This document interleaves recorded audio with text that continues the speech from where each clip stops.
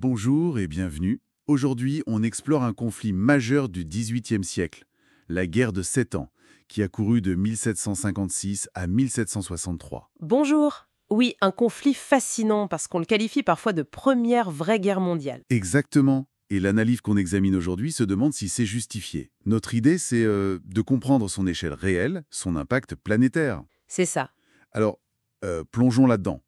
Pour commencer, les causes.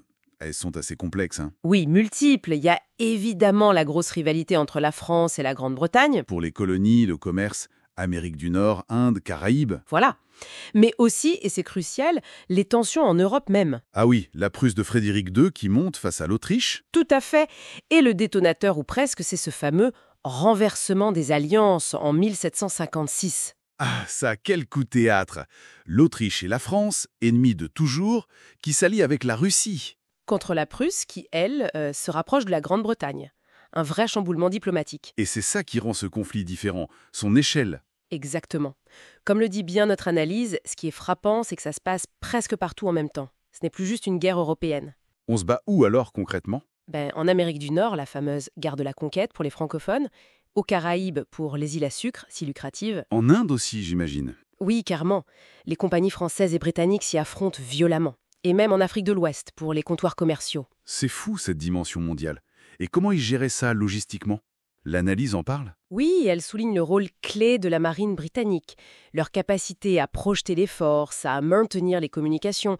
C'était un avantage énorme. D'accord. Et aussi l'importance des alliances locales et des compagnies comme la Compagnie britannique des Indes orientales, qui avait ses propres armées en fait. Incroyable.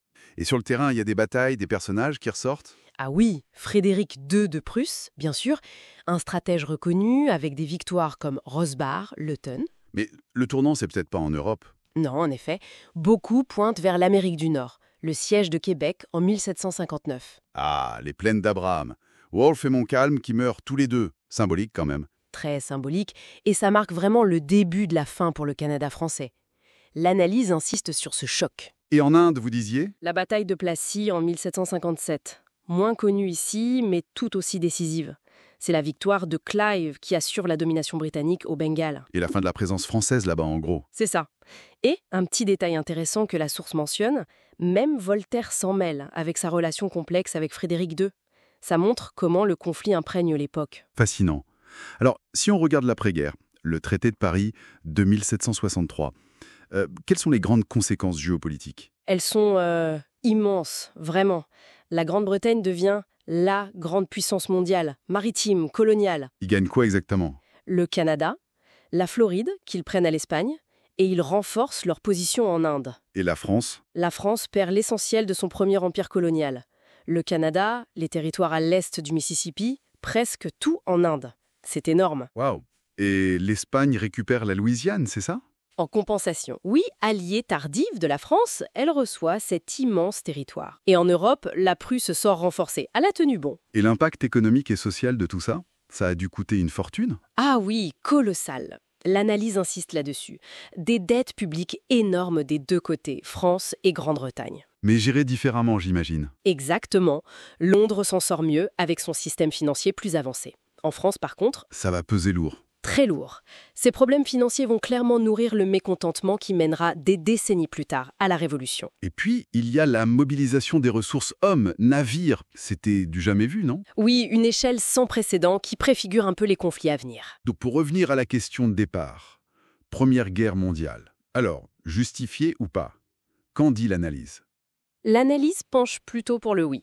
L'étendue géographique, les enjeux vraiment mondiaux, contrôle des mers, des empires, l'impact global. Tout ça justifie la comparaison. Même si c'est pas encore la mobilisation totale du XXe siècle. Voilà. Mais ça se distingue nettement des guerres européennes d'avant. Ça a vraiment redéfini l'ordre mondial avec cette domination britannique qui s'installe. C'est clair que ça remet ce conflit, souvent un peu oublié, à sa juste place. Une dernière réflexion peut-être.